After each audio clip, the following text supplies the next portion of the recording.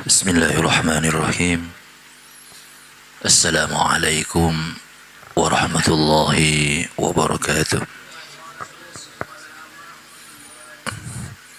Innal hamdalillah nahmaduhu wa nasta'inuhu wa nastaghfiruh wa na'udzu billahi min shururi anfusina wa min sayyiati a'malina may yahdihillahu fala mudilla lahu ومن يضلل فلا هادي له اللهم صل وسلم وبارك وكرم ومجد وعظم على سيدنا محمد وعلى آله وأصحابه ومن تبعهم بإحسان وإرشاد رسول الله صلى الله عليه وآله وسلم إلى يوم الدين. أما بعد، حضرة الكرماء، para alim, para ulama, para habaib, terkhusus akhina fillah al-Ustaz Abdul Rafiq, dan juga kepada abang daripada Abdul Rafiq yang saya hormati, saya takzimi, saya muliakan, dan juga para ikhwan, dan juga terkhusus untuk keluarga besar Ustaz Abdul Rafiq. Mudah-mudahan keluarga ini Allah berkahi rezekinya, Allah jadikan keluarga sakinah, mawaddah, warahmah, dan menjadi pejuang-pejuang atau penerus daripada dakwah baginda Nabi Muhammad sallallahu alaihi wasallam. Amin amin ya rabbal alamin.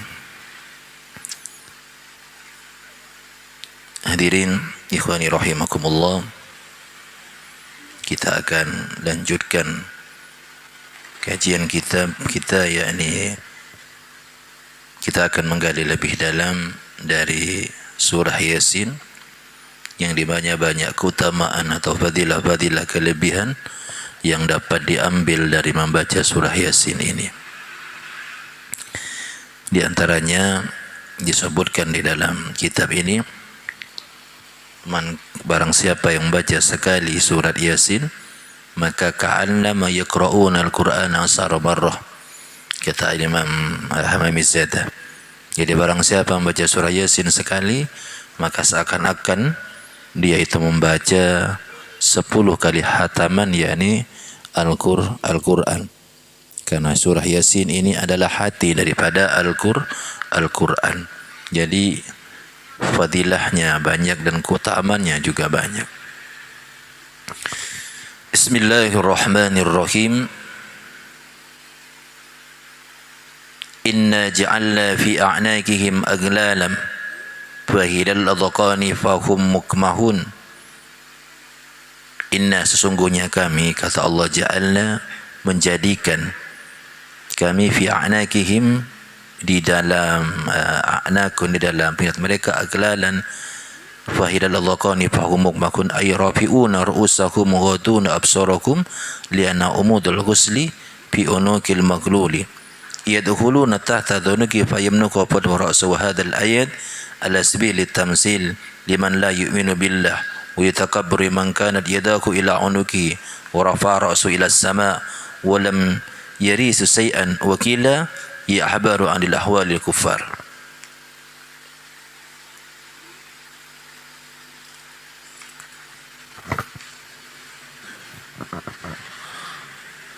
وَجَعَلْنَا مِنْ بَيْنِ أَيْدِيهِمْ سَدًّا وَمِنْ خَلْفِهِمْ سَدًّا فَأَغْشَيْنَاهُمْ فَهُمْ لَا يُبْصِرُونَ. وَجَعَلْنَا, dan kami menjadikan, min baini aidihim, di antara tangan-tangan mereka, min baini aidihim saddan wa min khalfihim saddan, yakni penghalang, min khalfihim, dari belakang mereka, saddan, juga penghalang atau pelindung, فَأَغْشَيْنَاهُمْ فَهُمْ لَا يُبْصِرُونَ, sehingga mereka tidak bisa melihat. Nazalat hadhil ayat fi riwayatin, jadi turunnya ini ayat di dalam suatu riwayat, fi haqqin, bahwa sesungguhnya Abi Jahlin, yakni Abu Jahal ialah paman dari baginda Nabi Muhammad sallallahu alaihi wasallam. Jadi Abu Jahal ini seorang paman yang sangat durhaka kepada Allah, juga membangkang kepada yakni utusannya Allah, yakni keponakannya sendiri, yakni baginda Nabi Muhammad sallallahu alaihi wasallam, wa sahbihi, dan para sahabat-sahabatnya Abu Jahal, min Bani Mahzum, dari Bani Mahzum. Wadzalika anna Aba Jahli, sesungguhnya Abu Jahal ini khalafah la in ra'aitu Muhammad. Jadi pada suatu waktu Abu Jahal ini berkata, la in ra'aitu Muhammad yusalli la ardakhunna ra'sahu bil hajri. Jadi kata paman Abu Lahab, kata Abu Lahab ini, andaikan suatu waktu saya melihat baginda Rasul ini lagi solat, maka pasti la ardakhunna, maka saya akan mengangkat dan dihunjamkan itu ardakhunna, melemparkan ra'sahu terhadap kepalanya Muhammad, yakni baginda Muhammad, bil hajri dengan batu. Fa'atahu, maka datanglah Abu Jahal ini, yusalli wa huwa, dan baginda Nabi yusalli ini lagi solat. Falamma rafa'al hajaru sallat yadahu ila unuki. Jadi di waktu Abu Jahal ini ingin mengangkat batu dan dilemparkan ke kepala baginda atau kepada baginda Nabi Muhammad, walasako al-hajaru biyadih, jadi tangannya itu berbalik dan menghantam orangnya sendiri. Falamma ada ila ashabihi, dan di waktu kembali Abu Lahab ini atau Abu Jahal ini kepada para sahabat, kepada para teman-temannya, wa ahbaruhum, dan menceritakan kepada mereka, bima ro'a, dengan apa yang mereka yang terjadi, saqatul hajaru, maka jatuh batu itu. Faqala rajulun min bani Mahzum, maka berdiri. Jadi diceritakan tadi, kata Abu Jahal, di waktu saya melihat baginda Rasul, waktu saya melihat baginda Nabi Muhammad itu lagi solat, saya mau melemparnya dengan batu tapi tidak bisa, malah batu itu yang mengenai kepala saya. Ini kata Abu Jahal. Maka tidak percaya teman-teman Abu Jahal, kamu ini bohong, tidak mungkin orang melempar kok kembali ke badan kita sendiri. Maka berdiri faqala rajulun, maka berdiri satu orang laki min bani Mahzum, dari bani Mahzum, ana uqatiluhu, saya yang akan membunuhnya, ponakanmu itu, bihadal hajri, dengan batu ini. Fa'atahu, maka datanglah sahabat dari Abu Jahal itu, datang kepada baginda Nabi, wa huwa, dan adapun baginda Nabi yusallina ini sedang solat. Fa'arada, dan mereka berkehendak ayyarmiyahu, untuk melemparkan batu tersebut, melemparkan bil hajari, dengan batu. Maka apa yang dilakukan oleh Allah, fa'amallahu ta'ala basarahu, maka Allah menjadikan buta matanya terhadap sahabat Abu Jahal ini. Jadi ayat ini, waja'alna min baini aydihim sadda wa min khalfihim saddam fa'agsaynahum fahum la yubsirun. Jadi ayat ini turun di waktu baginda Nabi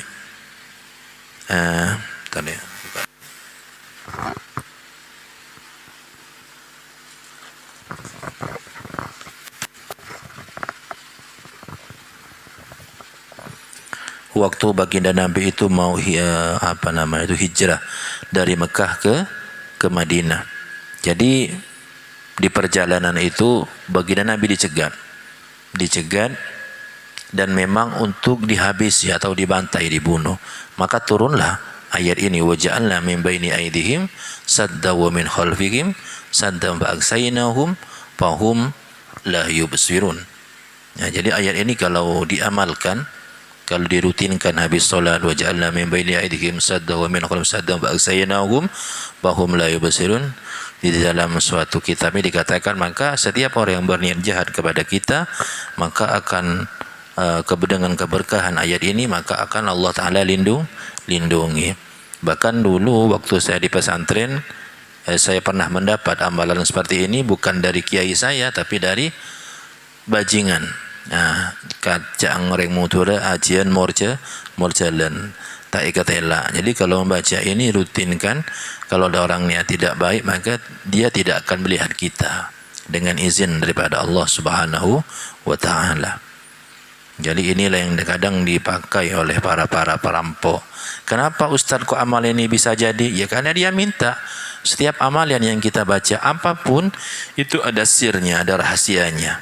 Siapa yang membaca, entahkah dia beriman atau tidak beriman, kalau dia membaca sungguh-sungguh maka amalan itu akan menimbulkan suatu khaddam. Itu orang atau menduduk kalimat tersebut, itu khaddam. Jadi ada penjaganya. Jadi kalau diamalkan terus, apalagi kalau bisa semalam bil 1000, itu akan luar biasa. Akan luar biasa nanti. Pas kalau seumpamanya tidak mudah-mudah kita selamat semua, takut ada hal, mukanya ada orang yang mengancam kita, lazimkan membaca ini. InsyaAllah dengan izin Allah, dia tidak akan bisa melihat kita, rumah kita, apa-apa yang kita miliki tidak akan bisa dilihat, dijangkau selagi kita mengamal, melazimkan membaca ini.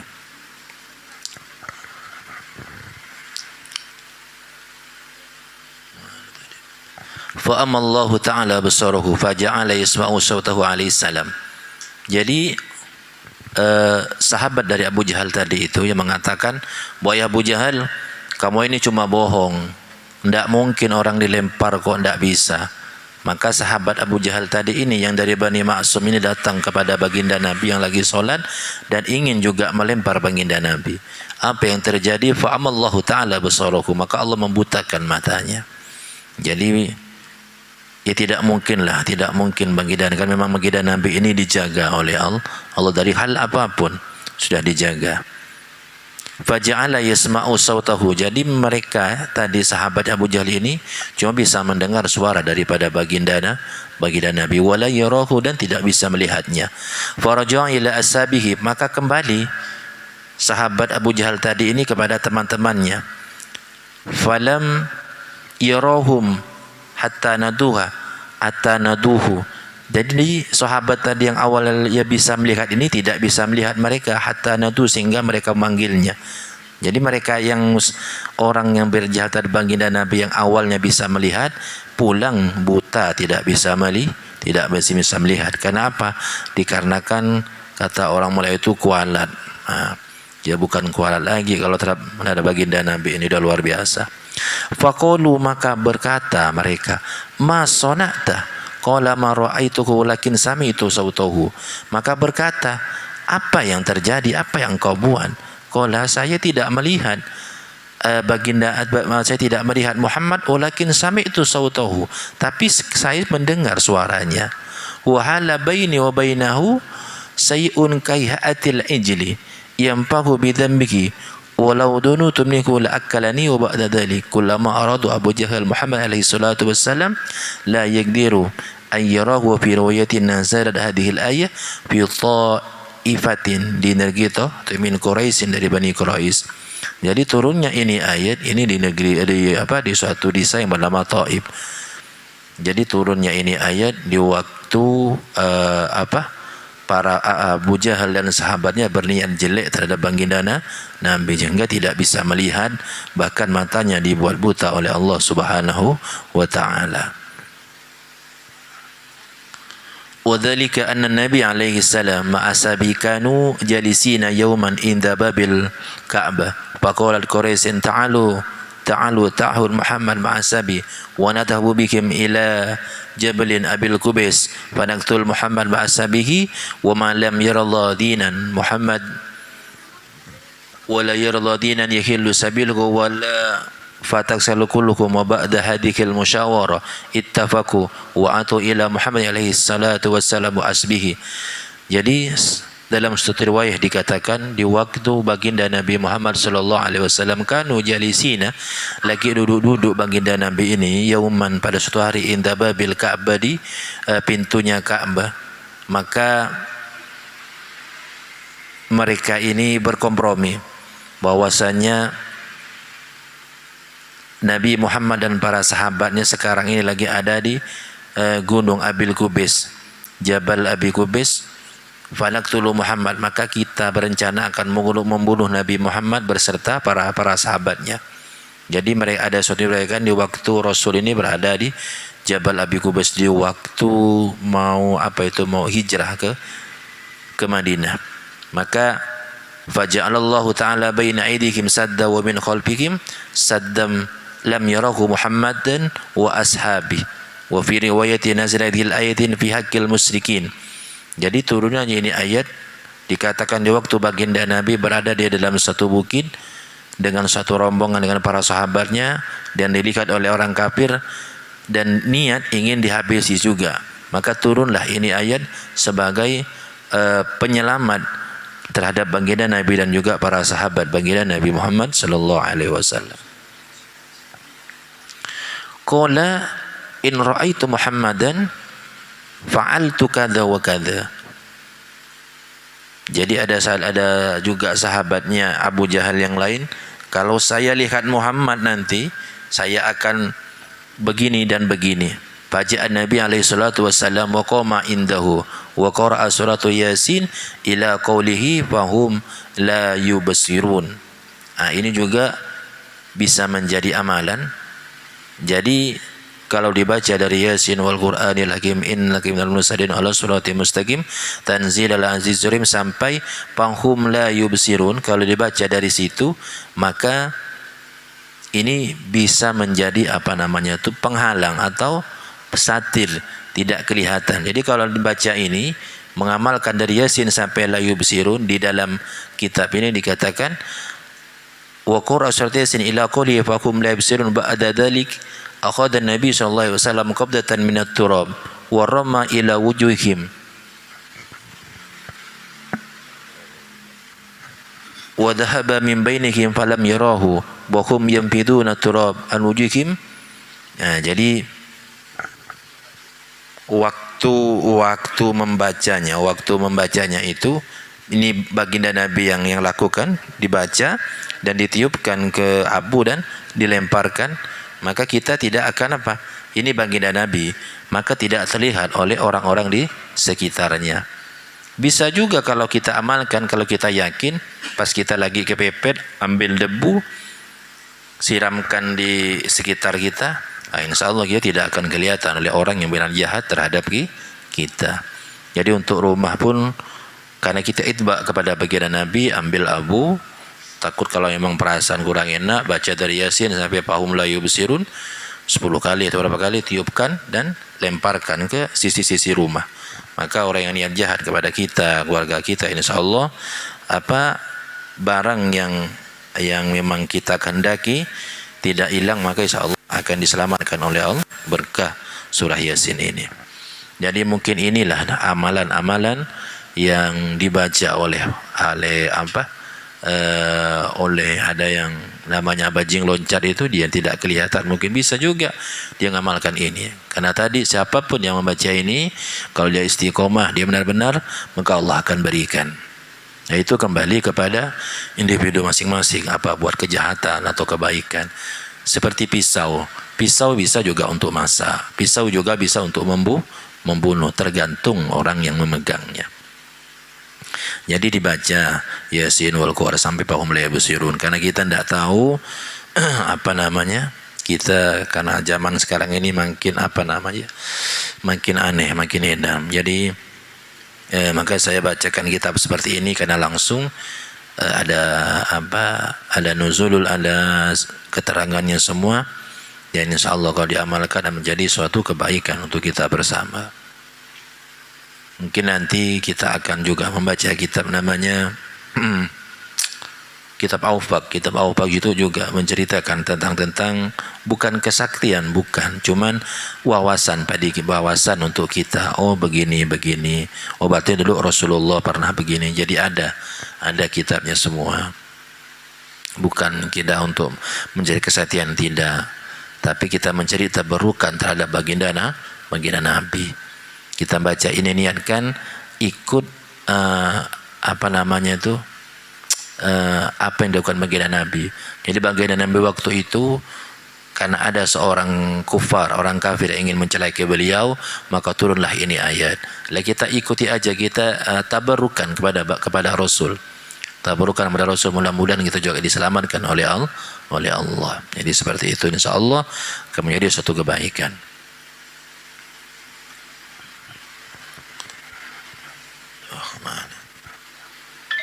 Udah mulai apa namanya, tidak kelihatan tulisannya.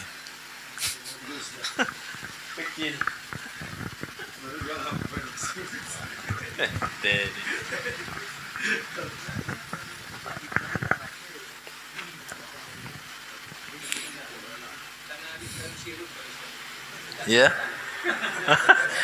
tidak bisa lihat ya. Tidak usah udah.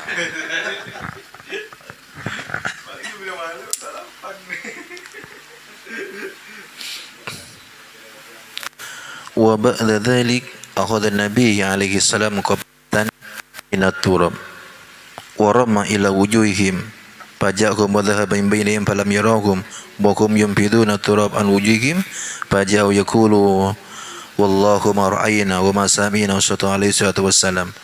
Nah, jadi caranya amalan itu nanti kalau dibaca, kalau memang umpamanya ada orang yang kita tahu, oh ini orang yang jahat kepada kita, ambil, tiupkan ke pasir atau ke debu yang kita pegang, lalu kita lemparkan dari jauh.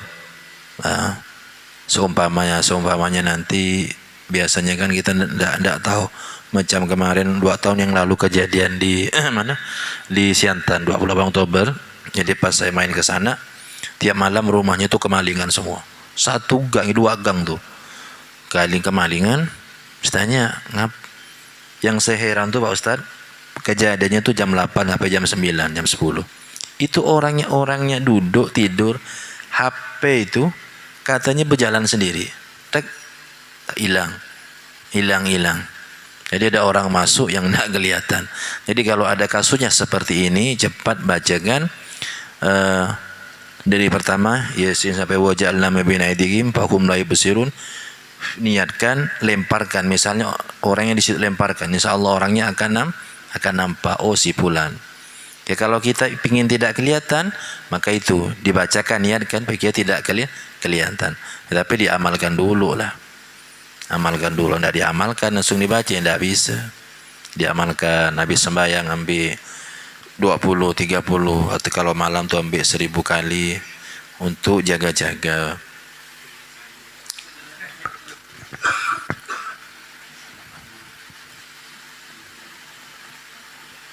Sebenarnya dengan rotib aja itu sudah cukup. Di istiqomah.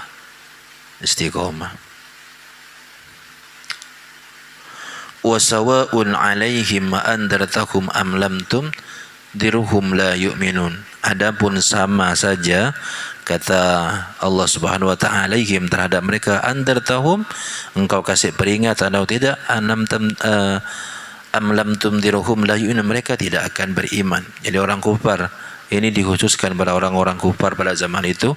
Kata Allah kepada baginda Rasulullah, hai Muhammad, pamanmu itu dan para sahabatnya engkau nasihati atau engkau kasih nasihat atau tidak, mereka tidak akan beriman.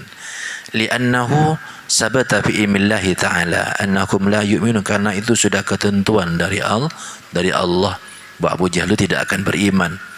Jadi walau sekeras apapun mengira Rasul berusaha, karena itu sudah ketentuan daripada Allah Subhanahu wa taala.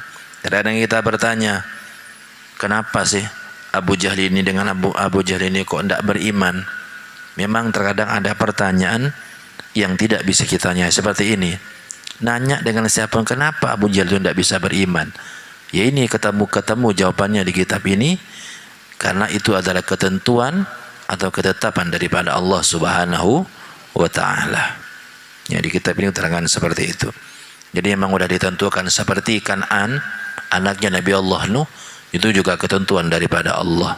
Dan pada waktu itu Allah Nabi Nuh, ya Allah, dia adalah golonganku, dia adalah anakku. Maka dijawab oleh Allah, wahai Nuh, apakah kau, aku lupa ayatnya, wahai Nuh, apakah kau ingin membangkang dari perintahku, bahwa engkau tahu bahwa anakmu itu ghairu saleh, bukan anak yang berbakti kepada aku dan kepadamu.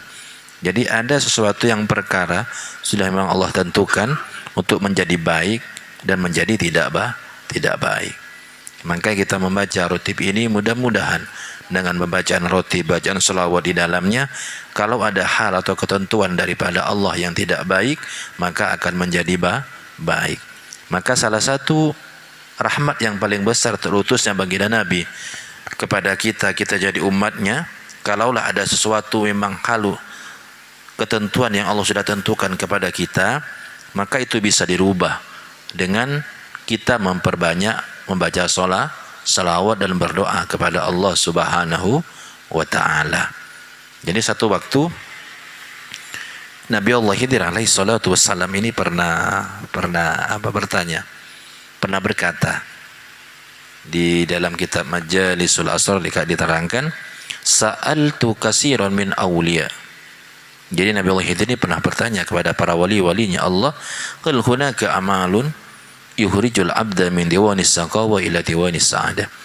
Jadi kata Nabi Allah Khidir, wahai wali-walinya Allah, apakah ada suatu amalan, suatu bacaan yang bisa merubah nasib seorang hamba dari dia celaka ditentukan oleh Allah Subhanahu wa taala bahwa si fulan ini celaka, si fulan ini ahli neraka, bisa menjadi selamat, bisa menjadi ahli surga. Falam ajib anni ahadun, kata Nabi Allah Khidir, tidak ada satupun yang menjawab daripada para wali-walinya Allah. Maka dikarenakan Nabi Khidir ini belum mendapat jawaban yang pasti, maka sa'udhabtu wa as'altu Rasulullah sallallahu alaihi wasallam, maka beliau menghadap baginda Nabi Muhammad sallallahu alaihi wasallam dan bertanya, ya Rasul, apakah ada satu amalan ya Rasul atau bacaan yang bisa mengubah takdir atau ketentuan daripada Allah Subhanahu wa taala? Bala, ada wahai Nabi Allah Khidir, aksiru as-salatu wassalamu alaih, kata baginda Nabi, perbanyaklah mengirim salawat dan salam kepada aku, itu akan menyebabkan berubahnya ketentuan daripada Allah yang awalnya buruk menjadi baik, yang awalnya celaka menjadi selamat. Jadi kenapa ada perintah daripada Allah Ta'ala, innallaha wa malaikatahu yusalluna ala nabi ya ayyuhalladzina amanu sallu alaihi wasallimu taslima. Kalimat sallu di situ kalau dilihat ditinjau dari bentuknya itu membentuk kalimat amar, kalimat perintah. Perintah daripada Allah, wahai orang-orang beriman, berselawatlah kalian kepada baginda Nabi. Maksudnya Allah itu ingin kita selamat, ingin keluar dari suatu bencana, maka disuruhlah kita berselawat, diberikanlah gambaran atau contoh oleh Allah, innallah, bahwa sesungguhnya Allah wa malaikatahu, dan malaikatnya Allah, yusalluna ala nabi, berselawat terhadap baginda Nabi, ya ayyuhalladzina amanu, wahai orang-orang yang beriman, sallu, berselawatlah kalian. Karena setiap kalimat yang menggunakan kalimat perintah itu menandakan suatu kewajiban. Berarti pada hakikatnya bersalawat itu wajib. Nah, demi apa? Demi juga kebaikan kita pada akhirnya. Karena begini, takdir Allah ini, soalnya sekarang kita ini berbuat baik, maka nanti di lauh mahfud ditulisan itu, oh si fulan jadi ahli surga. Besoknya kita bermaksiat, membunuh orang, atau naudzubillah melakukan hal-hal yang keluar dari sana, maka akan berubah tulisan itu menjadi buruk, oh si fulan jadi ahli neraka. Besok bertobat lagi, oh jadi ahli surga. Bertobat lagi, berbuat lagi, jadi ahli neraka. Makanya Allah memerintahkan kepada umat baginda Nabi untuk bersolat dengan harapan tulisan yang di lauh mahfud ini oleh rokib dan atib yang ada di kiri kanan kita ini akan berubah menjadi baik. Maka adalah perintah membaca salawat. Jadi seperti itu. Setelah saya kaji seperti itu. Karena kalau kita melakukan suatu kesalahan tidak akan ditulis oleh atib, oleh rokib dan atib, sehingga sampai pada waktu 7 jam. Misalnya kita berbuat dosa atau bermaksiat jam 1, itu malaikat tuh nunggu bertobat ndak orang ini. Makanya kalau kita berlakukan suatu kesalahan, cepat ambil wudu, baca Quran, tobat kepada Allah. Jangan sampai satu hari, nanti keburu ditulis oleh malaikat. Buat dosa, tobat lagi. Buat dosa, tidak masalah. Makanya Allah ini sifatnya At-Tawwab. At-Tawwab itu penerima tobat. Asal kata dari taba, yatubu taubatan. Taba itu kembali. Yatubu kembali, taubatan. Jadi taubat itu kembali. Dengan artian kata kita kembali berbuat dosa, tobat. Buat dosa, tobat. Tidak masalah. Ketimbang kita tidak tobat sama sekali. Itu yang jadi masalah. Dengan harapan karena kesungguhan kita itu akan dinilai oleh Allah. Oh, si fulan ini walaupun berbuat dosa dia selalu beristighfar. Berbuat dosa lagi beristighfar. Itu nanti akan melahirkan atau menurunkan daripada rahmatnya Allah Subhanahu wa ta'ala. Maka nanti kita pasti akan berubah pada waktunya. Cuman intinya jangan malas untuk bertobat. Ya Ustaz, saya tiap hari buat salah. Suka gini lah, suka gitu lah. Bertobat, minta ampun kepada Allah, baca istighfar, baca Al-Quran. Itu akan menjadi kafarah atau penebus dari semua dosa-dosa kita. Intinya jangan malas bertobat kepada Allah Subhanahu wa ta'ala.